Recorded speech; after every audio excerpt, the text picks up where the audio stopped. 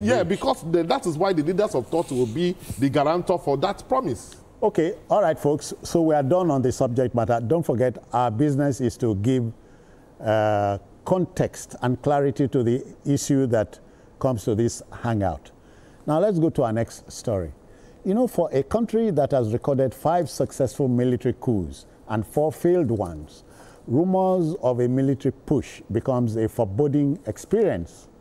The Defense Headquarters, DHQ, has strongly refuted claims circulating in an online publication suggesting that the cancellation of activities marking Nigeria's 65th independence anniversary was linked to an alleged attempted military coup.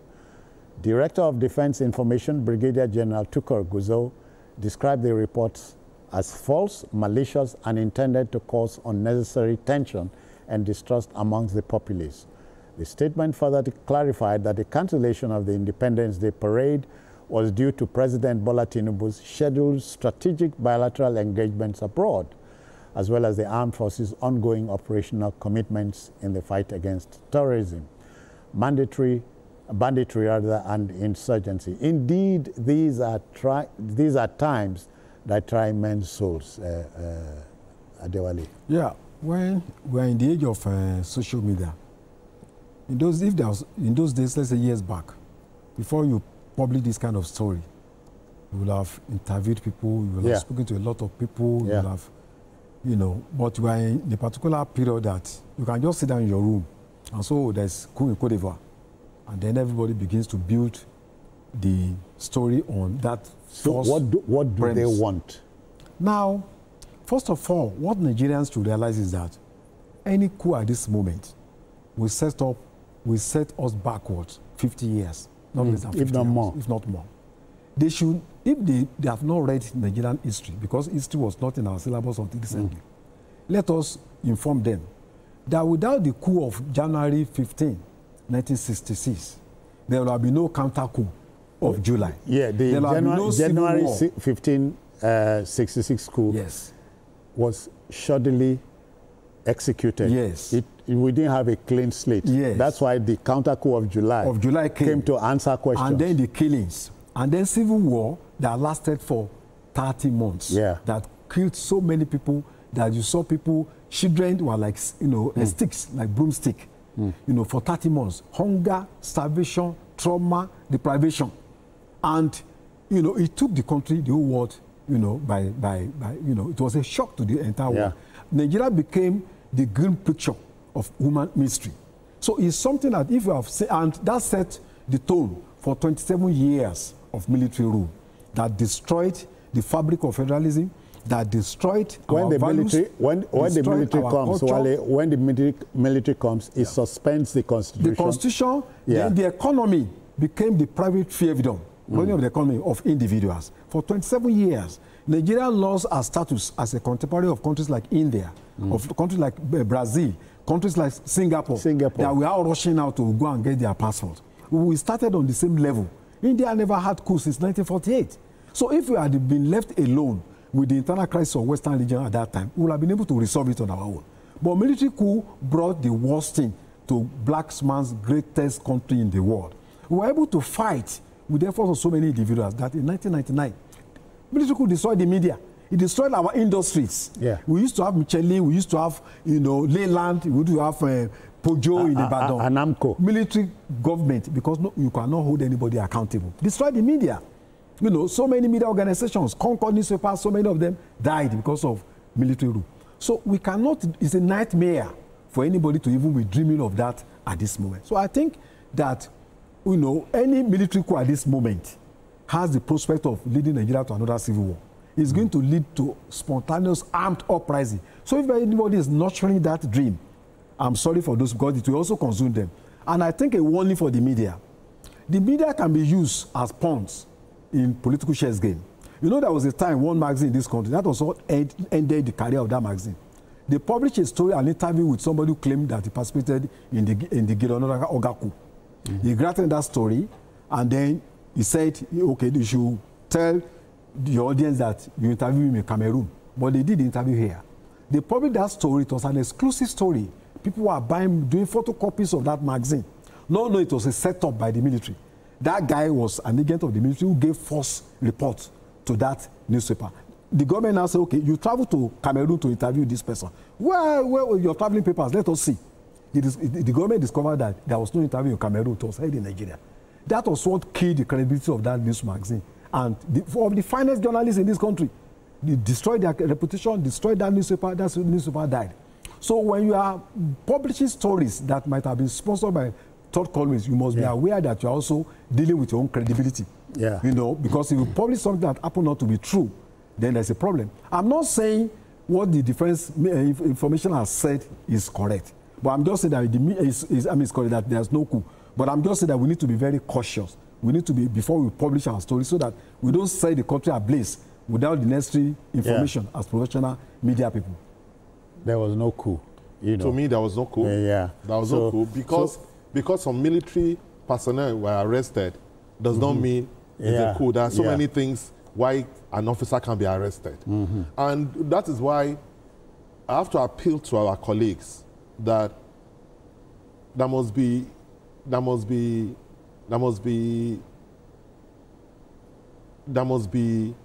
responsibility when it comes to certain things. It is wrong for anybody to play games with something as important as a coup. As sensitive as that. As sensitive as a coup. Because even when you hear a story like that, it's important for you to be circumspect, to know that, should I publish something like this? Because some people were arrested. And then they even said that, that the coup was supposed to happen during the parade, which to me is nonsensical. Because we know by our experience in this country that because you plan a coup, because you are successful in a particular location, does not mean you are successful. The Oka coup, they took over the radio station. You understand? They were, for some time, they were in charge.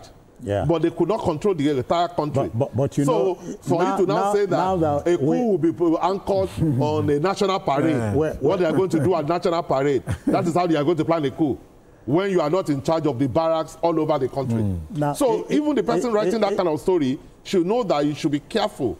Because when you write a story that was supposed to be a coup, it will cause a lot of problems, it will cause disaffection, there will be panic, and we have been able to have this long run of civilian democracy that, going back to the old days, like I said, the military destroyed this country. Before the military took over, we were an emergency, we were one of the emerging economies of the world. We were in the same power with countries like Singapore and India. Everybody has left us behind because we wasted so many years. Consider that Singapore was an appendage of Malaysia. That's what I'm saying. And the man, Lee Kuan Yew, as a fresh graduate from Britain, said to his countrymen when they were excised, it's like excising Ajegunle from mainstream Lagos. Don't worry, we will make it. And he took them from a so-called third world to the first world. Yes. And we were at par at that time. In the 60s, we were at par.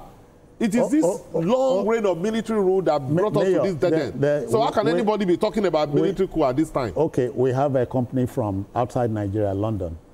How are you, sir? I'm fine, and you? I'm okay. I've been waiting for this topic before I call in. I beg, welcome. So let's go. About 3 weeks ago or so, or 4, there's one man in Lagos called Primate, whether Primate Adeba or something like that. He said it. He prophesied it that there will be something like a coup, but it won't have effect on the president. So I believe this rumor. I believe it. I believe it. The farmers said it. Except that in the media, as you know, in London where you are, the media does not rely on rumors. We deal with facts. Prophecy from private or prophecies. You cannot compare media in Nigeria. No. You cannot compare media in Nigeria with UK. UK like us. The UK taught us. UK taught us. Go on. They don't be investigative journalists. The media here is like King God. In UK, they fear them. Even the Queen, the King fear them. But in Nigeria, the media, they are panic too much. When you say something, they say, don't say, don't allow, don't allow. They panic too much. Yeah, hold on. In London, hold on. In London, yes. do they listen to prophets? No, the media will listen if you have evidence. Okay. They are very good investigation. We don't believe in prophets. No. Oga, prophets in this country, they don't do more harm than good. There is a prophet who told us a president in the Second Republic, his name was in the Bible, and he led the country astray. Thank you. You see, that somebody says there's going to be a coup. I don't believe in the prophecy that there's going to be a coup. What I'm saying is that coup is something. Is the prophet coup is on a mission? Coup is something that is very, very sensitive. Very sensitive. So when you want to report it, you have to be absolutely sure of that. What I'm saying is that you cannot write a story that there was a coup based on the fact that some people were arrested. And like I said, there was an attempted coup. That there was an attempted coup, and that the people arrested were because of the attempted coup, and that the coup was supposed to be at the National Parade. That's why I explained to you that if that is not how to plan coup. Yeah, if the online publication is dealt with, people will say they are gagging. Because if you go to National Parade, even God forbid, even if you kill the president, that doesn't mean you have succeeded in your coup. Murtala Mohammed was killed. You understand? On the way to work. Yes, and the coup did not succeed. Yeah. So that is not a guarantee that the coup will be successful. Yeah. So, when you want to write about something like that, you have to be very, very careful. And besides, gentlemen, we have a plurality of radio and TV stations. And not only that, so you need to send your coup speech. A fifth columnist within the military may drop a story. We know that's what we do. That's our job. Somebody can drop a story to you and say, oh, there was a coup d'etat, we arrested some people, and deliberately to discredit to give you falsehood, and then you will write it, and we have done that. That's our job. So because you're as good as your source. If your source deliberately wants to mislead you, you will write a story that is not true. Mayor, we have a company from Enugu. Welcome, brother. How are you? I'm doing good, my dear. What about you? I'm fine. Thanks for asking. Let's go. Thank you, citizen. Citizen, there is a... I'm sorry, I want to take a little bit back to the Nnamdi Kanu issue. But I'll be brief. I've been trying to link you when that issue was being discussed, but we couldn't connect. Go on. Good. There is a disconnect in the narrative. Even you journalists are pushing about this Nnamdi Kanu thing. Especially when it comes to this delay in judgment. And you're bringing comparison to that of EPA in Finland. Nobody has ever mentioned the fact that Kanu himself and his team of lawyers has brought about the delay in his trial. Because he has taken the federal government or DSS through all the gamuts of appeals. He would drag one application from the High Court to the Supreme Court before it is finally decided. An application, like application for bail, application to declare that his rendition to Nigeria is unlawful. This took a long time. And you take into cognizance the fact that he did everything he could to recuse for the judge that was handling this matter to recuse. And it took time for another judge to be replaced. So all this has contributed in delaying the case, rather than the government is delaying the trial. Just a minute. Have you also considered the option of a political solution? Is that happening to you? No, time. Our time is tight. Our time is tight. Well, for me, that's a different ballgame altogether. But the emphasis here is on delayed judgment. Judgment delays, judgment denied. And people are bringing comparison to that of EPA. EPA's case was tried. It's not drawing. Simon Ekpa is thought to be, I'm sure you yourself know, Simon Ekpa is played out as the number 2 man to Nnamdi Kanu. So you want to remove Simon Ekpa from... No, what he's saying, what the guy is saying is that we should consider certain things why the trial... Okay, when it became too difficult for them to control. Thank you. We are done. Ours is to give context to any story that comes here. Yes, we are not a court, so you cannot, we cannot influence what goes on in the court. What he's saying is that we should know that there are reasons why the trial was prolonged, that there are certain things that allowed it to prolong. That's what he's saying. He's also saying that Kanu is also part of the problem. Yeah, that's what he said, which is true, that because he said there are certain delays in court based on things that where there is political solution, all these, Kubason... No, but political solution is different from the process. I think, well, he has made his point. Yeah, we got him first time. Yeah. So on the coup thing, for me, I think I know that coup is treason, but we need to go higher. There is the need for a law to empower Nigerians legally. If there is any military coup, we should resist it by all means possible. I'm telling you. That not just to say coup plotters. How are you going to resist it without means possible? People should just not obey them. Obey who? If there is a coup, Nigerians should resist that coup by all means necessary to empower Nigerians legally. So, did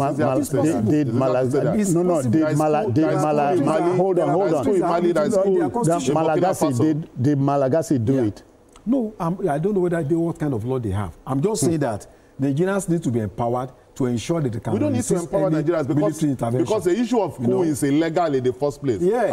So there's no legality to it. But it's just that when somebody plans a coup, he's forcing himself on you. Yeah, that's why he suspends the constitution. Right to resist such a, because you can resist, but I can't conceive of any military rule at this time. Gentlemen, it's a nightmare. Time is the master. Time is the master on the show. But let us thank Adewale Adoye for your intervention. Thank you. Mayor Akinkwele, we thank you for your way in. Thank you. Thank you. Well, we are done. Let the debate continue in your part of town. But that will be all on Journalist Hangout today. Join us tomorrow for the regular episode of the program, Built for 5 p.m. But you may watch a repeat broadcast of this particular episode later tonight at 11:30. We are also on YouTube at youtube.com/TVC Nigeria. I am Citizen Jones Usain. Bye-bye now. Take care of yourself.